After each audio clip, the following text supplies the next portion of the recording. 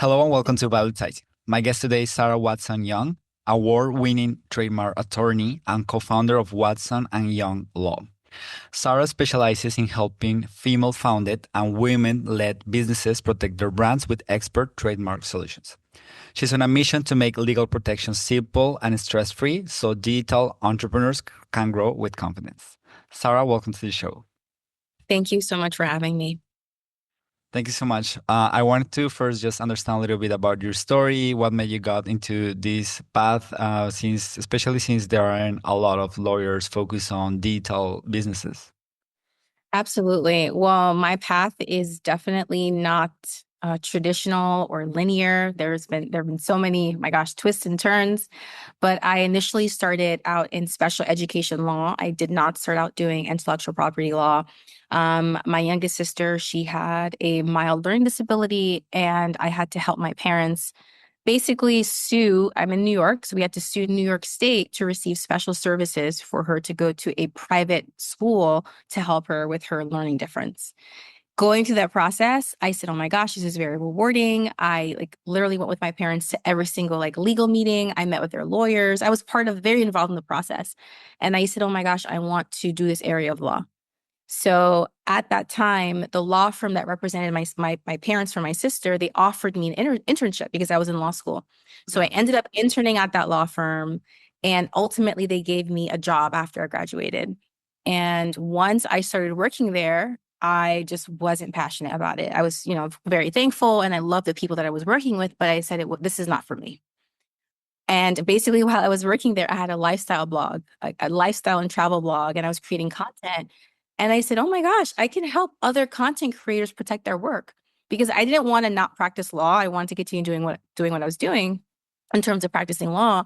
And I said, there has to be another area of law that I could, basically go into. And I realized it was intellectual property law. And I basically walked into the law firm partner's office and I said, "Thank you for this opportunity. Unfortunately, it's not for me." And I'll never forget, he told me, he was like, "To thine own self be true."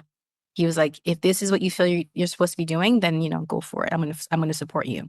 So I literally, resigned. And I said to myself, I can either go and work for another law firm, I can try to get another job in intellectual property law, or I can just start my own business. So I said, okay, this is it. I don't have any kids. I don't have, I wasn't married at the time. My now husband was my boyfriend. And I spoke to him. He was like, yeah, he was like, "We don't have any kids. Like, we're not married. We don't have a mortgage. This is your opportunity to start your own law firm." So I said, okay, I'm going to do it. And I had no experience in marketing, no experience in advertising. But I said, you know what? I have my cell phone and I have an Instagram. So let me just start posting content. So I literally just started posting on Instagram, and I shared it with, friends, family, whoever was on my Instagram. And that is literally how I started in 2017. Instagram is very different today. It was very simple back then. It's so funny to even say that, but literally there was no stories. There was no Instagram stories. There were no Instagram reels. And obviously there was no TikTok. So literally it was just Instagram. And I just posted on my feed. I shared educational content and I started getting a lot of referrals. I targeted female founders because, at that time, and obviously I still am, but I was a female founder. So I started sharing my story, I started sharing my perspective, the feelings of starting a business and the importance of protecting that business. And that's literally how it started. And then, like I said, I just started getting referrals. And then now we have, a team of 5. My husband works with me. We have, social media team helping us with creating content, posting content, et cetera. But it literally just started from my cell phone all those years ago. So that's the story. Yeah, so cool. I mean, you took the leap, and I think this will resonate with a lot of entrepreneurs who might be listening to this. Many, because one of the things that happens is that we go into business because we feel the calling, but many times we have not had mm, formal business education. So, Yeah. what are some of those mistakes that people do when they take that leap? They are so passionate, but maybe some of the things that they do not think about when they are just starting their digital company. Oh my gosh, I'm the perfect person to ask because I literally did not even think of any of these things. There's so many mistakes. in terms from a legal perspective, right, you want to make sure that you are protecting, your brand, right? Having an LLC or forming a legal entity first in the US, most businesses form a legal liability company. They will become an S corp for tax filing purposes, but making sure that you have all of those legal foundations in place. So a legal entity, having a contract, right? Setting clients' contracts is very important. You want to set expectations, set boundaries, your payment terms, what happens if someone cancels, et cetera. And then also your trademark, right? Making sure that you own the brand that you are building. As with more visibility and more marketing, you put yourself at risk for people copying you. So making sure that you're putting all of these legal foundations in place. That's the first part. Yeah. And of course, the business skills, right? So learning how to sell. Selling is very important. Learning, marketing, the psychology of marketing, like what makes people, want to purchase from you, want to work with you, building that know, like, and trust factor. So the sales skills, the marketing skills, and then advertising as well. I am a big believer in organic marketing at first because that's how I started. Mhm. But, you do want to eventually put fuel to the fire and then, do advertising, right? So learning how to run an ad. And I highly recommend learning how to do that yourself first because I can speak from experience. We've hired agencies to do our advertising and we've wasted a lot of money not knowing what we were looking for. And thankfully, I have a client she's a client of ours, and we've become a client of hers, and she's taught us like how to run ads, Google ads, Facebook ad, or Meta ads, YouTube ads, all the types of ads. So it's very important for you as a founder to understand, to have a baseline level understanding of these things, so you know what to look for when it's time to delegate. So there's a lot of business skills, but I would say sales skills is number one for sure. Yes, that impacts everything. Like how you sell impacts the way you market, the way you hire. So many Everything. skills. Yeah. And in your case, because one of the things that I've seen is that digital businesses sometimes are not thought as real businesses. Have Mm. you felt that too from maybe colleagues in the law industry? Like, In the beginning, I've been doing this for 7 years now. And it's not easy because unless people really know, and if they're not, unless people are really following your journey, they may not realize, like how much your business has grown. So I think in the beginning, for sure, for me, it was very challenging because at that time in 2017, having a virtual law firm was unheard of. So people are like, "Oh, you're starting your own firm? Okay, that's great. It's virtual. Okay, very cool." But they didn't take it seriously. After COVID, yeah, everyone is like, "Oh my gosh, like I work from home." And I'm like, "I've been working from home," or, it's my office. I've been working from my home office for many years. So people were catching up to me and seeing how you can actually run a business without having to have, an overhead of a very expensive office, and running with a lean team and still being very successful. So I think COVID helped shift people's perspective of how you can run a business, not necessarily from the traditional like law firm, space. You can make it your own. So I think COVID definitely helped.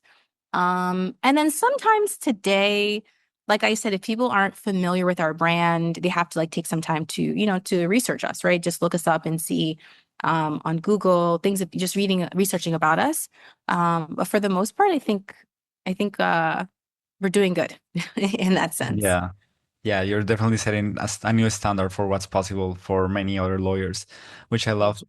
Thank I you. want to do like a section of rapid fire questions because there are Mhm. so many things I want to ask you about intellectual property law, especially many myths that people might have.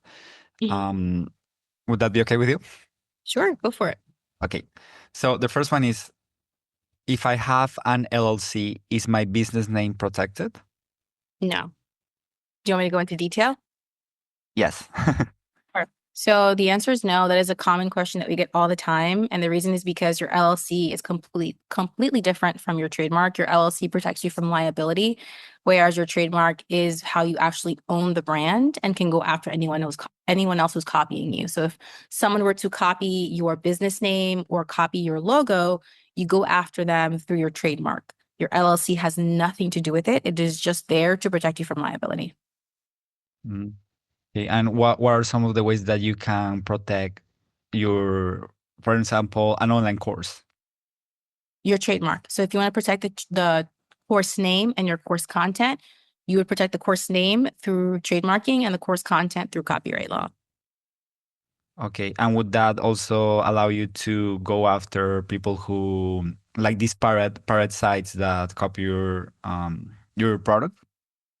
Yeah, so it would be trademark and copyright infringement. So yeah, you'd go after them for those two. Okay, okay. And I don't know if there's any standard, but on average, how much registering a brand name would cost?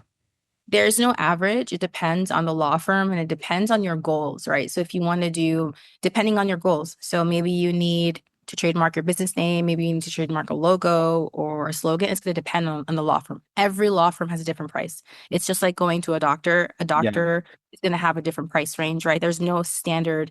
And I think that's very important to address because sometimes we'll get clients who say, oh, why is your price this? And I spoke to someone else and their price is this. And I was like, I'm a law firm. There's no standard rate. Do you know what I mean? Everyone's going to price differently according to their experience, according to the results. We've worked with over 900 brands all over the world. This is all that we do. We're specialists.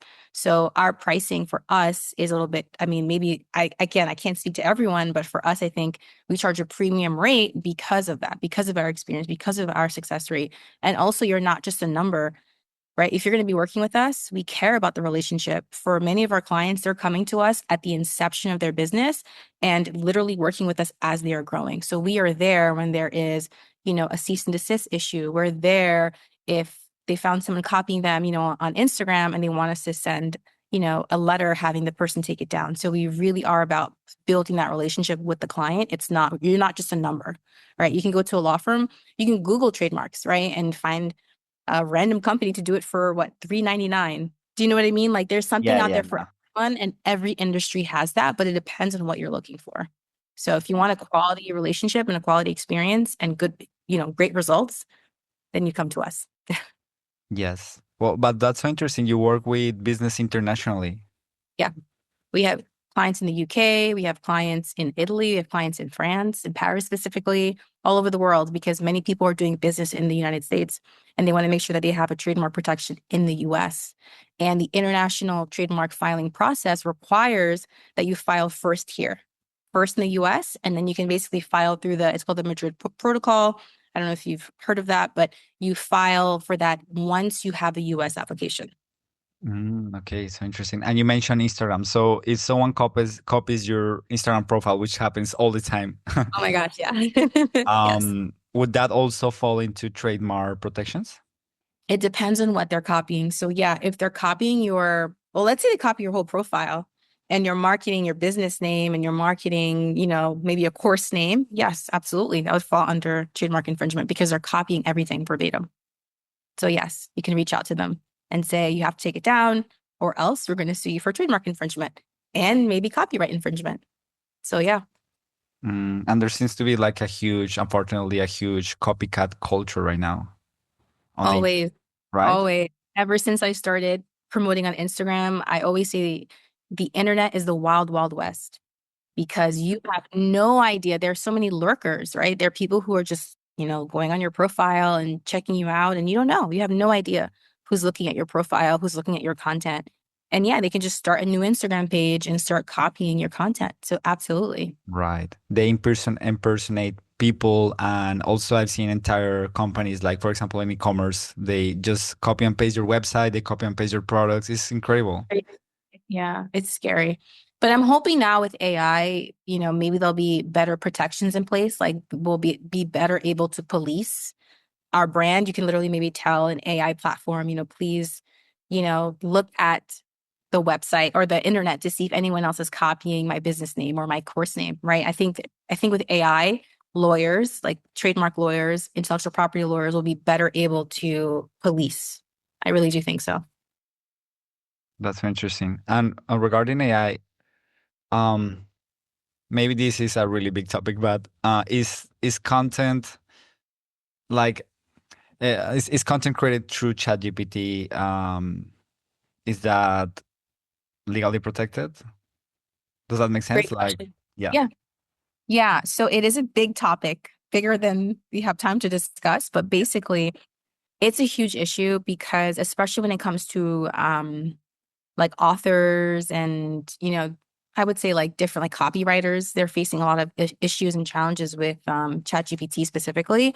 Because yes and no, the content that you create technically, it's technically you and the AI, right? Because you're giving the AI the context or the content. So you're saying, write an Instagram caption about, this podcast episode talking about what we discussed, right? So you're giving the AI the idea, and then the AI is technically giving you the content, and then you might make adjustments. So from a copyright perspective, when you're registering a copyright, the government asks you who was involved in creating the work. Hmm.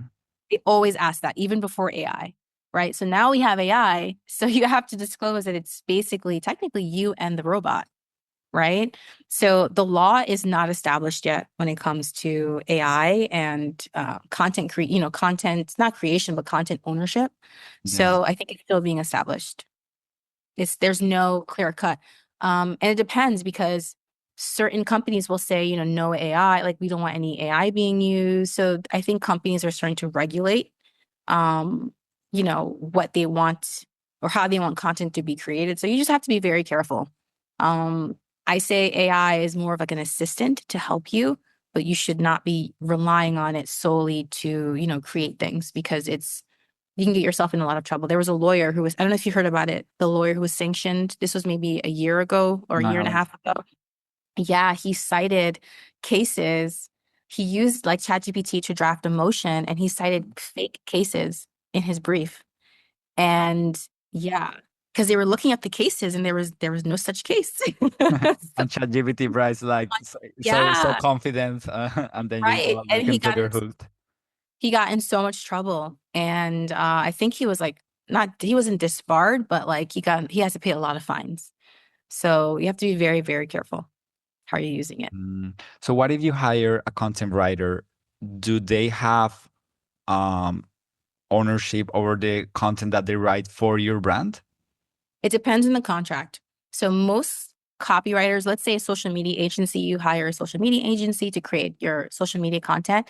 Typically what they say is as long as you're making your monthly payments, let's say it's like a monthly payment plan, as long as you're making those payments, you will ultimately obtain ownership over the content. So it's going to depend on the contract. Most times they give up ownership and you can own the content. It depends on the agency, but for the most part, most agencies are allowing you to keep it. Okay. Yes, I know a big name in the industry. I won't name her, but she had to change her entire like flagship um, program Wow. because she didn't trademark correctly. So I want to ask you like, when would be the right time to start thinking about trademarking? As soon as possible. The sooner you start, the better, because the last thing that you want is to launch something and the name is already registered, because then you're going to have to rebrand. I could share so many stories. Oh my goodness. I have a client, she spent $40,000 in product packaging. She's a jewelry brand. She literally spent $40,000 to manufacture boxes to put the jewelry in, and she put the name of the brand on each box. And then she came to us and saying, I want a trademark. I spent all this money on product packaging. And then when we did the research for the name, we found another company using basically almost an Oh, identical name. yeah.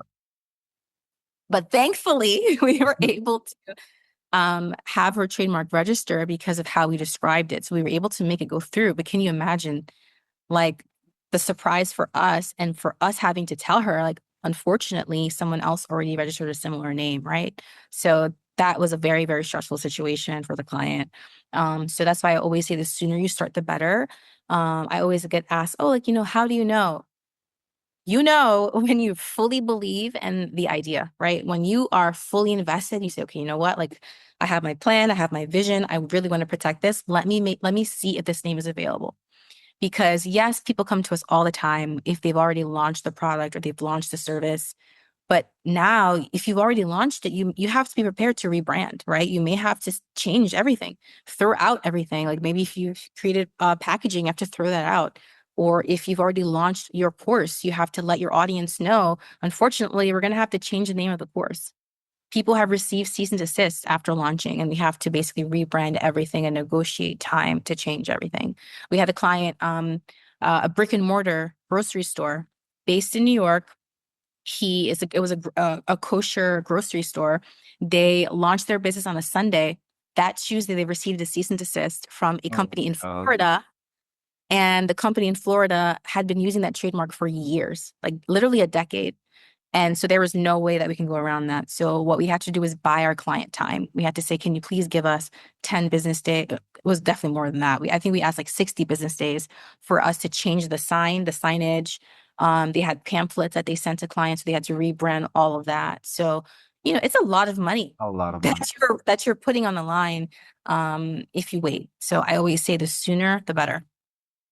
Oh my God. I imagine that is one of the hard things about like selling legal services must be like selling Yeah. insurance. Like you only It is. realize It is.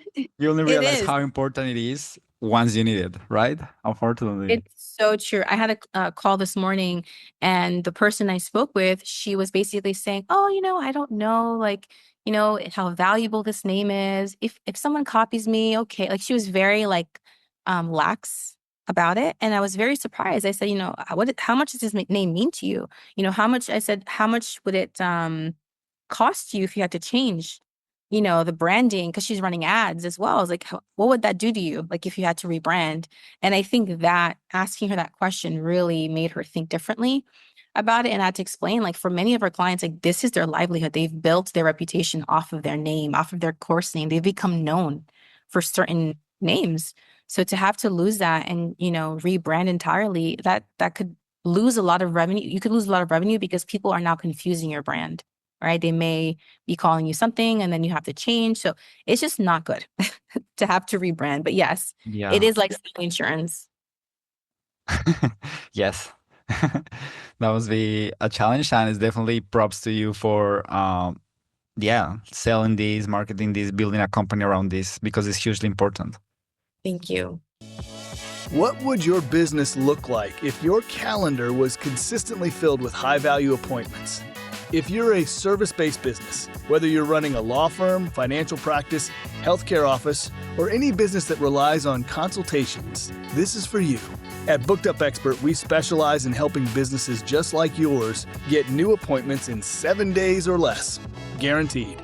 We do everything for you, using our proprietary AI system to reach out to your existing database of clients and leads with friendly, conversational messages that actually get people to book. Once we've proven it works, we put your growth on autopilot, helping you get consistently booked with the high-value clients you're here to serve.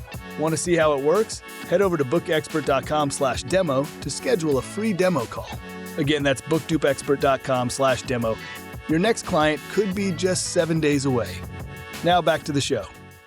Most course creators coaches would have their brand company name, their maybe they'll have a podcast, they'll have a flagship course, and they'll have like a unique methodology.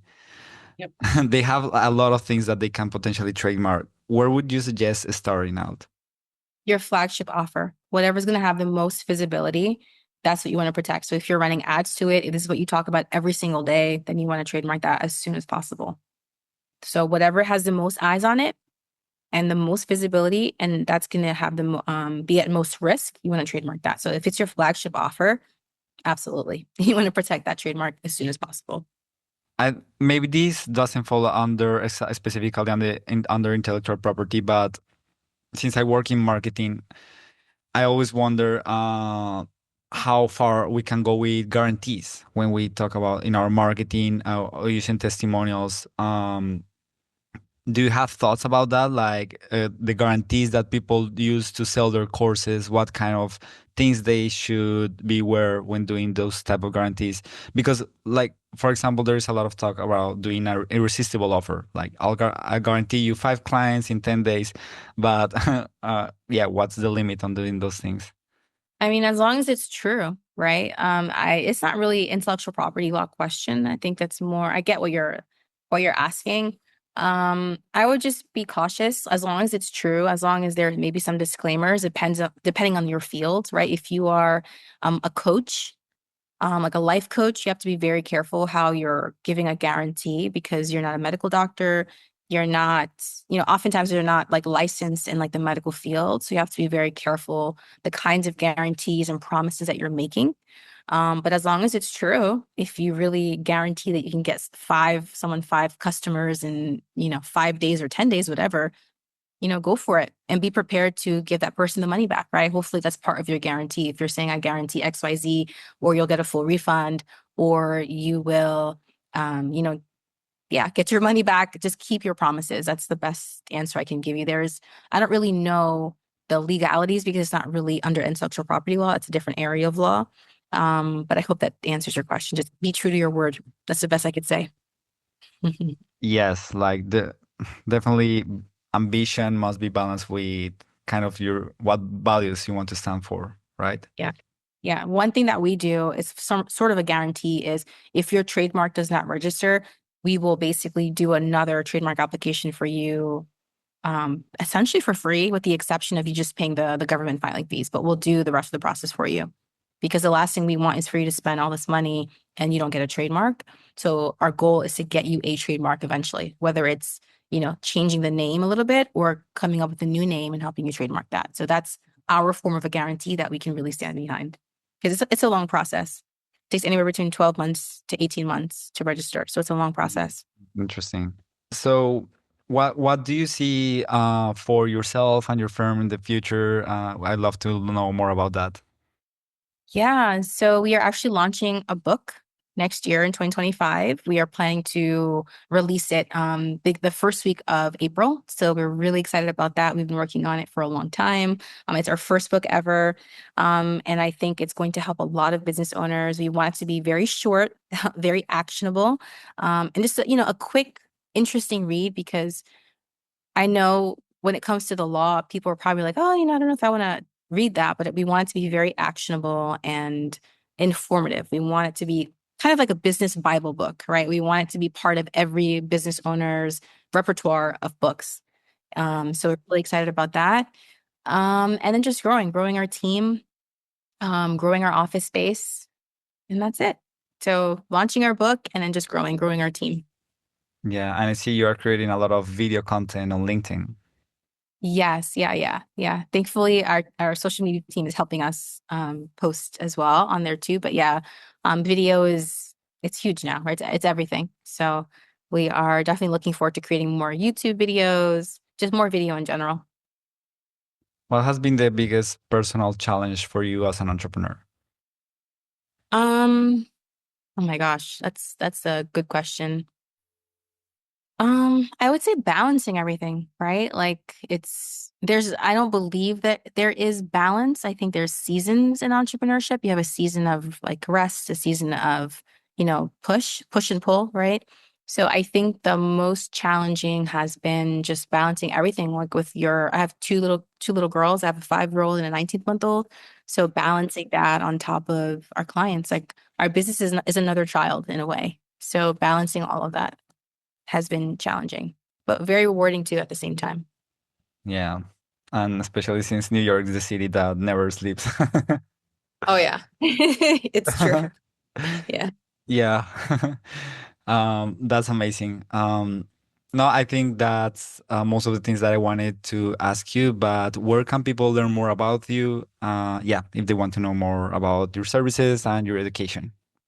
Absolutely. So we are at Watson and Young Law on all platforms. And our website is www.watsonandyoung.com. And you can learn more about our services there. We are a full service trademark law firm. So we do everything under the sun with regard to trademarks, from registration to cease and desist and full on litigation. So this is all that we do. And yes, so at Watson Young Law on all platforms. Yes, and stay tuned for the upcoming book. Yes, definitely. All right, Sarah, thank you so much for sharing all your experience with us. I think this is super valuable and definitely something that people should consider, just the same as they consider I need to open, like that mental checklist when you open a business, right? I need to Yeah. open open an LLC, open a bank account. I need to trademark everything. Trademark. Yes, I agree. It has to be part of that initial checklist for sure, because people wait and they say, "Oh, I can do it later, or I can do it when I've made it." And the truth is, you want to start as soon as possible. If you enjoyed the show, hit the share button and send it over to one fellow marketer or entrepreneur. We work hard to make sure they'll thank you for it. Also, to get featured on the show, go to valuetising.com and apply to become our next guest. Until next time, keep valuetizing.